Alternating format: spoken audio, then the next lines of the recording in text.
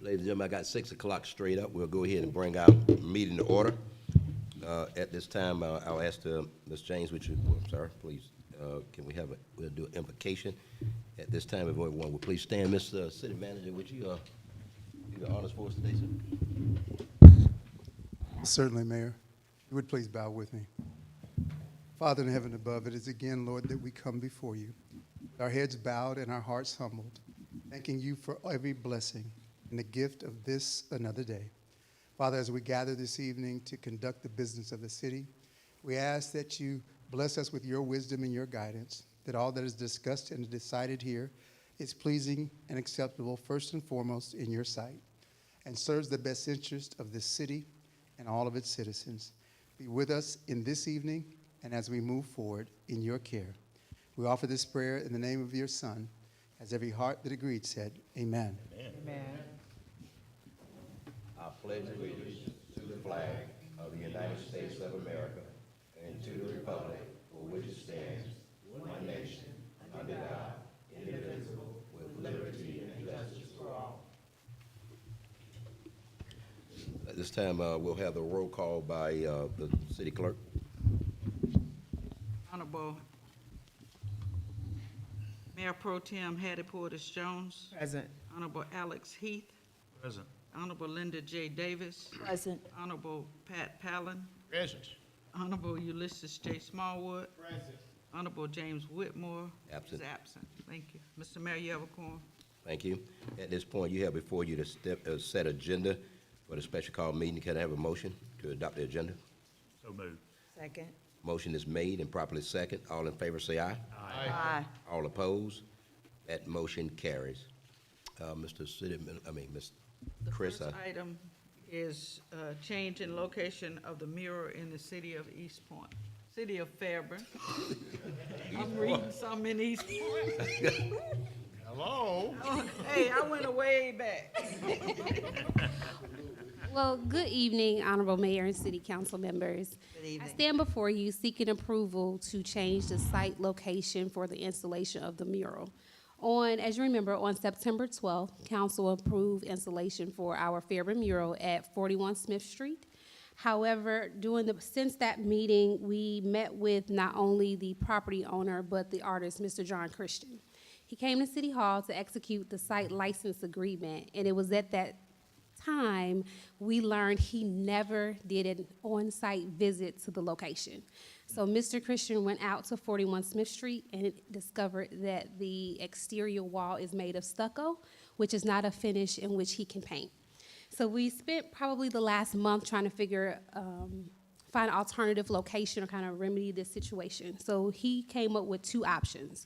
The first option was to identify a vendor that could come in, remove the existing stucco from the installation area, and finish it with a commercial grade plaster. I can tell you Mr. Christian did not have a vendor recommendation, but he said that would be important to ensure the quality of the work and that the surface would be paintable once complete. The second option was installation of 4 panels. He would paint the mural on 4 panels and affix them to the side of the wall. That would require us to go back to the property owner and amend the existing agreement because it was just initially for us to paint on the side of the building, not actually install panels. With the installation of the panels, I think he said it was going to be about 48 bolts bolted into the side of the building. And speaking with our building official through Charles Abbott, he advised that we have the design presented through an architect to ensure that the installation was sound. So with that lengthy process and also in consultation with Mr. Smith, we didn't think the panels would be sufficient because we did not want to commit the city to any long-term financial impact, understanding that at such time that those panels are removed, the city would be responsible for restoring that wall back to its original condition. So with that, we looked at a couple of options for relocation. The first option was the building at Hudson Plaza. I think it's a closed, I believe they said it used to be like either a dollar store or a Dollar General. Right there, it faces 29, the side of the wall. We actually met with the artist on site this past Monday. He said due to the design of the wall, it's block finish as opposed to brick. It's not suitable for painting. The other option was the side of Armando's, which faces the ramp coming up the streetscape, so it'll be the wall that you see as you enter Fairburn coming from Palmetto. However, with the dimensions of the mural before you, it's 10 feet in height and about almost 30 feet wide, so that wall is not large enough. So what we settled upon was the youth center. This is the ideal location. From my understanding with the Arts Advisory Council, this is one in which they really, really, really liked initially. But the concern was how would we do it? So the thought is to place the mural above the above the windows if you're facing the building on the left.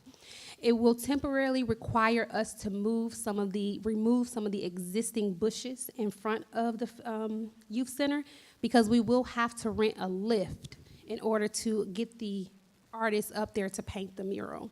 So I can tell you the first option with the plaster will exceed an additional cost of $5,000. His cost for the panels was between $4,500 to $5,000. The rental of the lift will cost the city $3,000 for about 4 weeks, which he anticipates it will take him 3 to 3.5 weeks to complete the mural. And so if approved, staff is prepared to move the planters as close to, the bushes as close to the installation period as possible. That way it doesn't disrupt the landscaping long term. And then our streets director has assured us that she will try to keep those so that we can replant them once the mural is complete. And so it'll just be a temporary closure of that sidewalk for the mural installation. And with that, I'll take any questions. Members of council, you have before your recommendation for the mayor and council to approve or relocate the installation of a painted mural by the John Christian of G. Georgia Arts, Inc. to the exterior wall of the youth center located at 149 Southwest Broad Street. Is there a motion? So moved. Is there a second? Second. Which one? I move. Davis. Okay. Second. David, second by, I'm sorry, the second was by Smallwood. Smallwood. Is there any questions or comments by council? Yes, Mayor. Yes, ma'am, go ahead. Ms. Chris, you stated that the cost of the lift was $83,000? No, $3,000. Oh, $3,000. $3,000. Yes, Okay. ma'am. All right. So that's $3,000 over and above the original estimate of the project. Correct. So there is a funding available in our properties and facilities budget for equipment rental, and so we would use that budget to rent the lift. And is there would the artists sort of bear some responsibility for this problem? Is there anything in our contract relative to that, and/or should we have a discussion with the artists regarding that? So I can tell you this project has been in the works for about 3 years. It started prior to COVID. There's no language in the contract that speaks to this. Unfortunately, Mayor Pro Tem, I would just say it was an oversight not to have the artists actually do a physical site visit for the mural installation. In addition to not knowing the final finish on the wall, if there's cracks that need to be filled, that's something that they could advise. So I think that was an oversight at that time.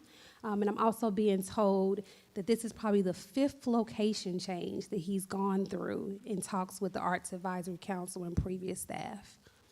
So I'm not sure how much responsibility we can put on the artists. Ms. Chris, what I would add to that, Mayor Pro Tem, is first I would like to commend Ms. Chris because she took a process that had lingered for 3 years and brought it to a reasonable resolution. It was not apparent to us that in the intervening or the previous 3 years that at no point had the artists ever come to look at the proposed locations. It was our expectation that over a 3-year period that there had been multiple opportunities for that to have occurred. Unfortunately, that was not the case. And so as we learned that information, that's what necessitated the need of change in location that we're now presenting. I would tell you, though the process that precipitated the change was not ideal, I do think this is a better location than the original one. You can now see the mural traveling from both directions on Highway 29, whereas with the original location, you had to be traveling northbound on 29, because if you're coming southbound, you'd miss the entire mural. This way, passengers in both directions will see the mural. I think it's a better tableau, it's a better canvas. So we got here through an oversight but I think we got a better outcome. Of the options that were available, as Ms. Chris explained, from doing the wall to doing the panels and all the other things, this was the most cost efficient. The other ones were $5,000 or more.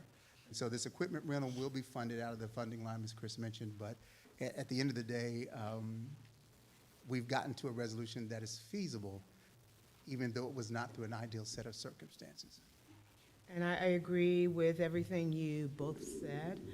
I am just concerned, I question really the reputation of the artist, that this was not part of his protocol in one, proposing for the work, two, and once he received notice of award, that still had not happened.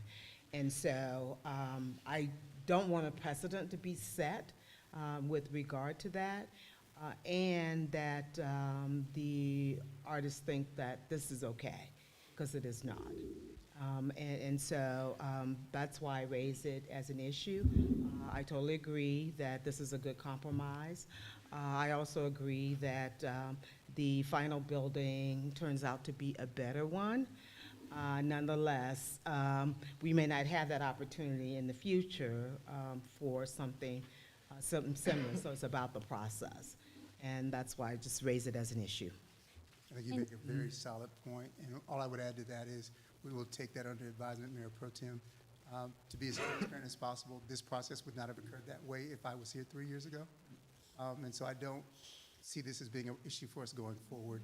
We will guide our process to ensure that those types of check marks are in the process going forward. But Ms. Chris, I'll let you take it from there. And just to go back, the presentation I think I presented on September 12th showed about 10 or so different iterations of this mural. So I would not say that it's solely on the artist. I think that the direction of the mural evolved over time, and unfortunately, it wasn't one that the Arts Council or staff was at that time ready to present to council because it was not their vision. But I'm happy that we've gotten to that vision today. Ms. I totally agree, and thank you so much. I'll go to Ms. Davis and then Ms. Okay. Heath. Thank you, Mayor. First and foremost, I would like to commend Ms. Chris Thank you. and the city administration's office for going through the steps and the meetings and the, convening the Arts Council and the artist, and that's a lot of work, just listening to you and the steps that you took for that. The other thing, I'm thinking that we don't know what transpired in the last administration. We don't know if the artist really wanted to come see and was not permitted. I mean, it could have been a myriad of things that happened.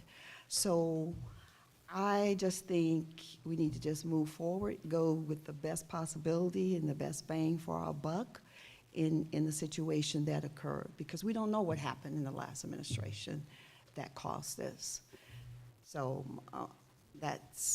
those are my thoughts. Mr. Heath?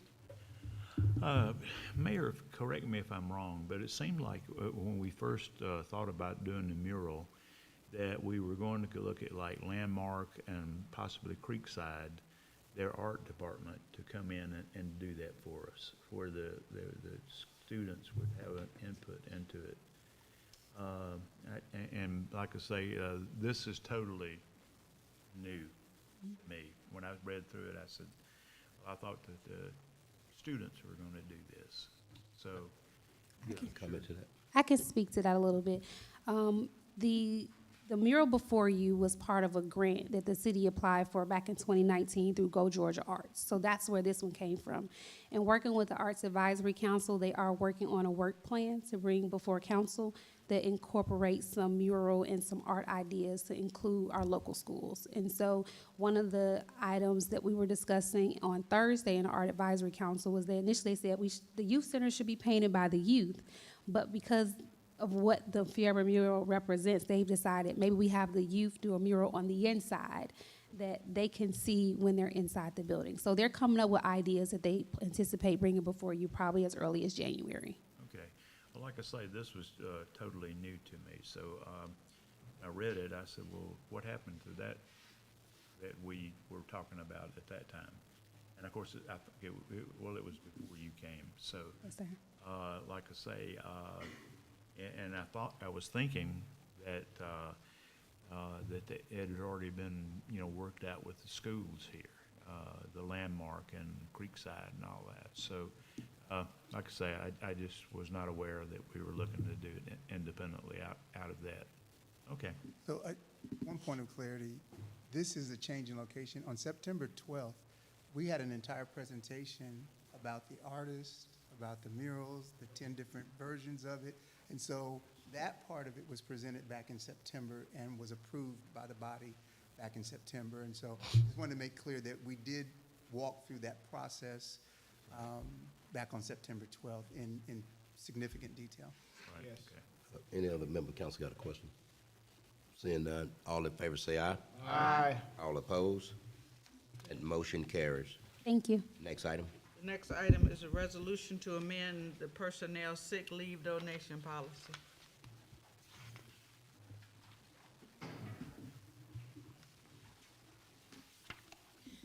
Good afternoon, Mayor, Mayor Pro Tem, members of council. Thank you all so much for allowing me the opportunity to stand before you this evening. What's before you is the sick leave donation policy. The city currently right now recognizes that we have employees that may undergo some type of catastrophic illness, either for themselves and or for an immediate family member. Right. And we wanted to seek a way to have a policy that provided a little bit more structure and guidance in a way for employees to voluntarily, and I want to emphasize voluntarily, be able to utilize their leave and donate to those employees who have exhausted their time and would not be able to be out without having leave being available to them. So I stand before you tonight and request your approval to adopt the current sick leave and donation policy. Members of council, you have before you a request for mayor and council approves to establish the sick leave donation policy. Is there a motion? So moved. Moved. Motion's by Mr. Heath. Is there a second? Second. Second by Mr. Smallwood. Any comments or questions by council? Mr. Smallwood? My only comment is that I'm just amazed that we don't have this already. Because I benefited from this myself as a youth with my mom. And when I broke my leg as a youth in Atlanta public schools, and when she had to go to Scottish Rite, for me, it was her colleagues that, donated time for her, and there's no organization that I've been in that hasn't had this policy, available. So I commend my administration for, bringing this up, because this is like, and that's that thing that we're bringing the city up to speed on a lot of things, but this was new to me, because I'm like, any organization that is viable already has this in place. So, I just wanted to make my comments on that, because I directly benefited and I see the benefit of it. So, yeah, that's me. Thank you. Any other comment by council? Yes, Mayor. Yes, ma'am, go ahead. I too, like my colleague, was quite surprised that we didn't have this, especially in light of the fact, since I've been on council, I know there have been a couple of times where sick leave was donated to employees. And I thought that we had, I recall that we had discussed and put a policy in place in order to allow this to happen. So I don't know what happened then, but it is unfortunate that it's coming up when it is most needed, but I'm glad that it is now here and that it will not be an issue for future employees. One question I do have, I had also heard that vacation was a possibility, vacation time could also be donated, but I wasn't sure that that was a viable option or even allowable. So could you speak to that? Sure.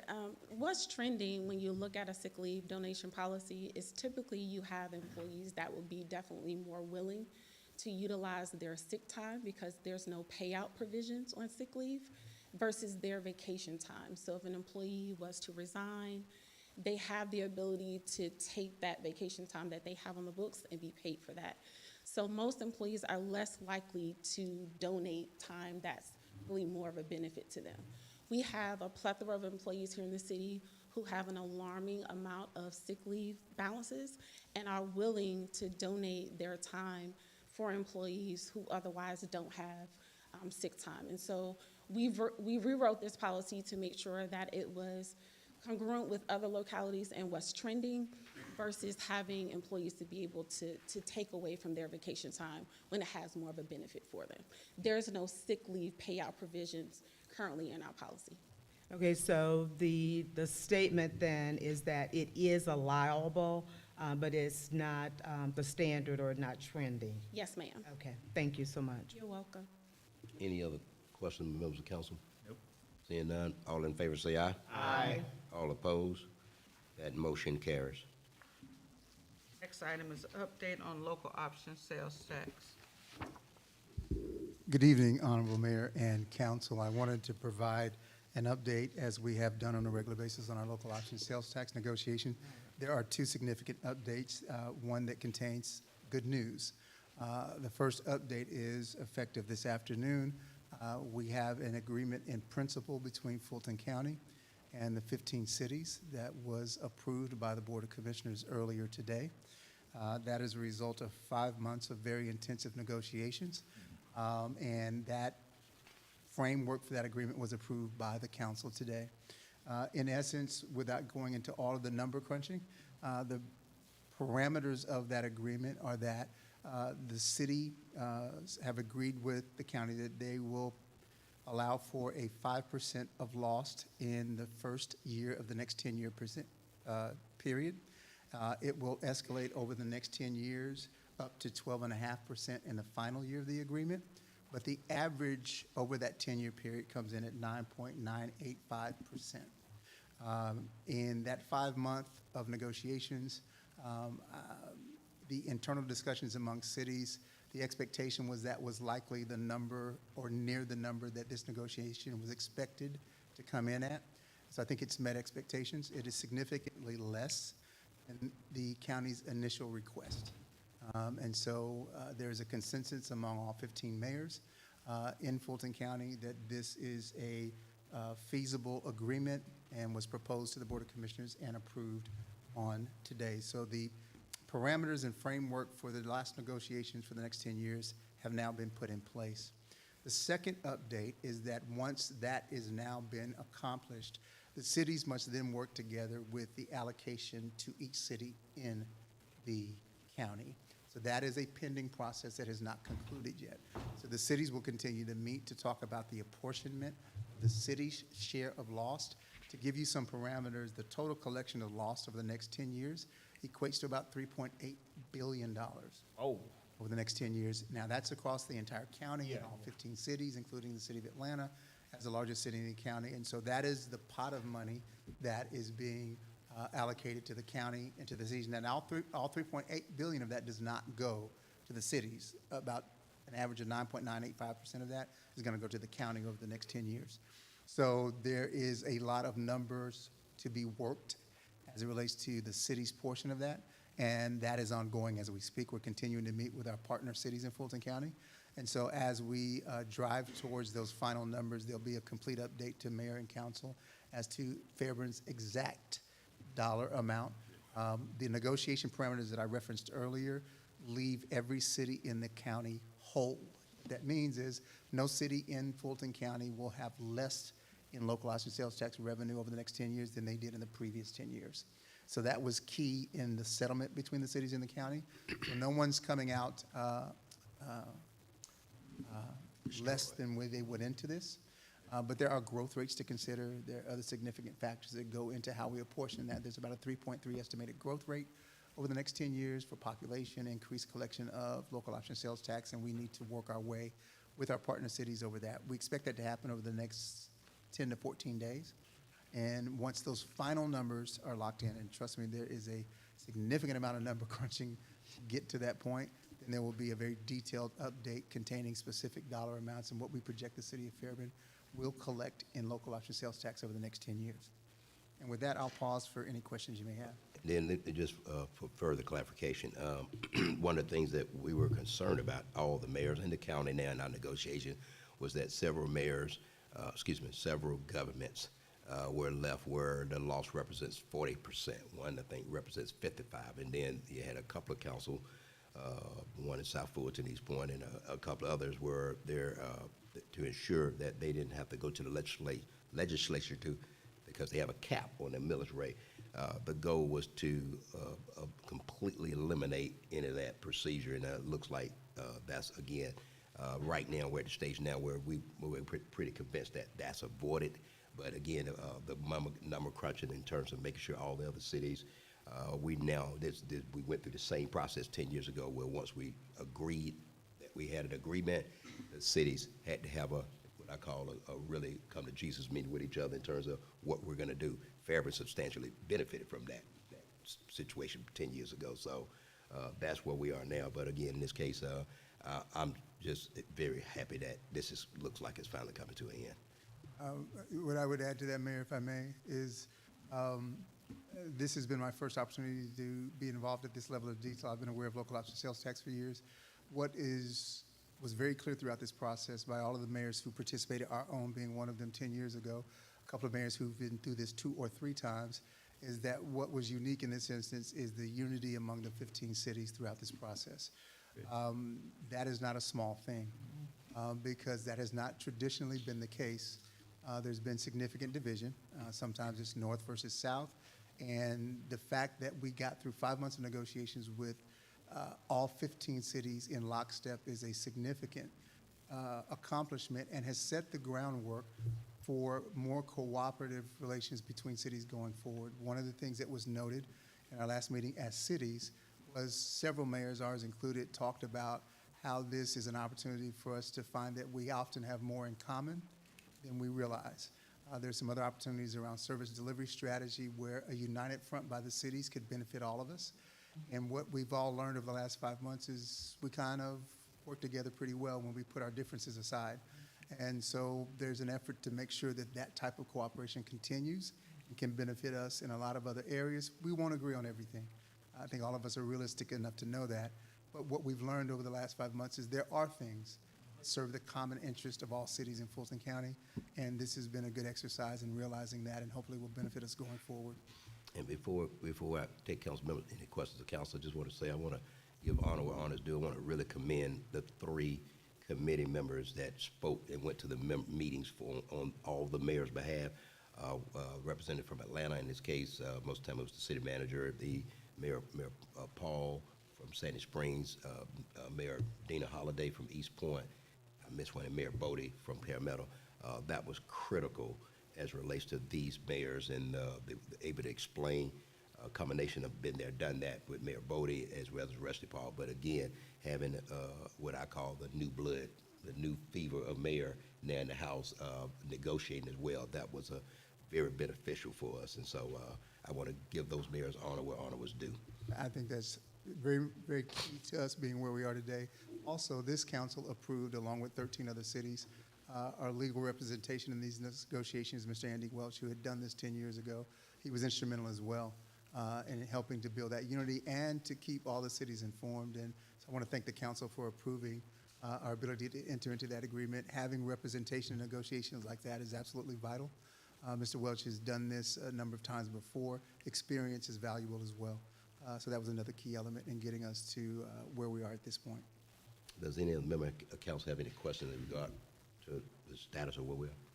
Just have a quick comment. Go ahead, Ms. Davis. Yeah, I would just like to add to Mr. Phillips in reference to getting this deal done is the miraculous, I call it a miracle, that all 15 cities stayed together in unity with a focus to get this done and get it done where it is fair and as much a part of being equitable for everyone, and especially our citizens, because if it was not done, that would have been, I don't even want to think about it.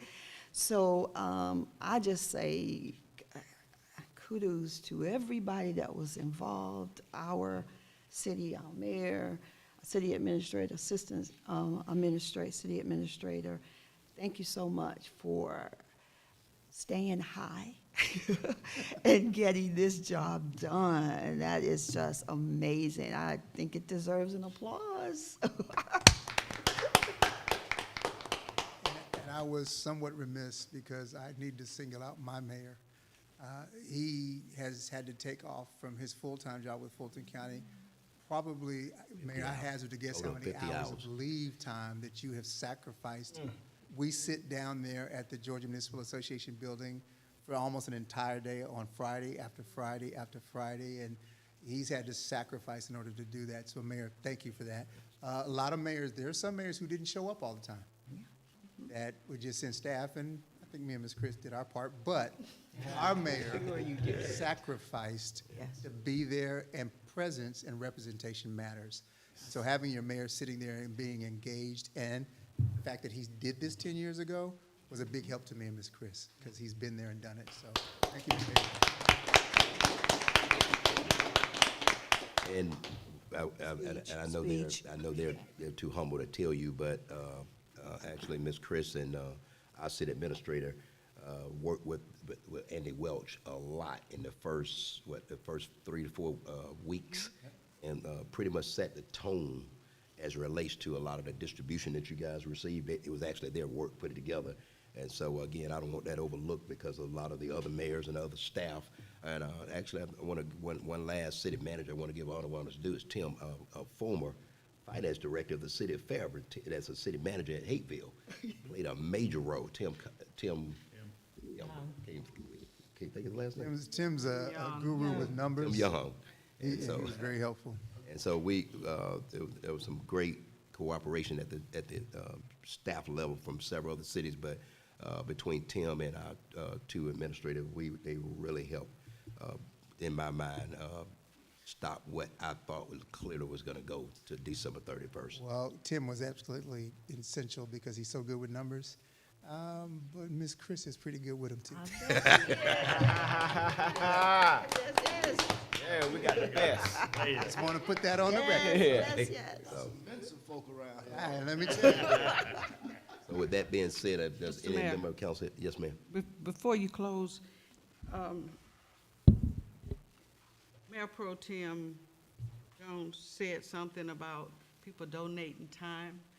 And I don't want anybody to think that people were doing anything wrong, because in our book, it did say that you could donate, but they were donating their vacation time to people that were sick. So they weren't just doing it. It was in the book, but it was not a sick leave policy where you could donate your sick time and your vacation time. But it was in there that they could donate their annual leave to somebody that was sick. Okay. So I don't want her to leave or anybody to think they did something wrong. Thank you for that. That is important. Our effort was to put the appropriate best practice structure around the policy. They were doing it on a dollar-for-dollar basis, which is not the best practice on how to do this. You should do it hour for hour. And we needed more structure and guidance for our staff around who's eligible to donate, who's eligible to receive, what boxes must be checked along the way. What Ms. Chris and I always endeavor to do is to put policies that are sustainable in place. I had a conversation with several staff members today. If any one of us were not to be here tomorrow, if we manage appropriately, the city should not miss a beat.